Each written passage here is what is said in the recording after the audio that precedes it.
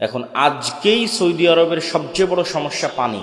তাদের 1500 বছর আগে পানির কি প্রয়োজন ছিল মরুভূমির দেশে, আর মুসলমানদেরকে ওযু করা লাগে 5 বার।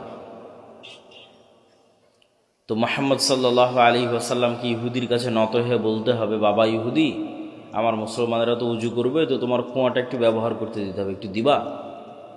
এই যে নত হওয়া, এই নত হওয়াটাই তো গোলামি।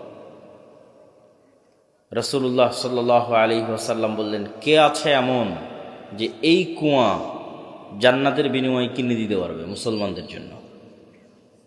ওসমান ইবনে আফফান রাদিয়াল্লাহু তাআলা আনহু তার নিজের টাকা দিয়ে এই কুয়া রাসূল সাল্লাল্লাহু আলাইহি ওয়াসাল্লামের আদেশে কিনে দিলেন। তাহলে ওসমান যদি টাকা ইনকাম না করত আর সেই টাকা দিয়ে যদি কুয়া না কিনে দিত, তাহলে ইহুদির কাছে অনুরোধে মাথা নত হতো মুহাম্মদ সাল্লাল্লাহু আলাইহি ওয়াসাল্লামের। টাকার জোরে সে মাথাটা নত হলো না। এটাই স্বাধীনতা।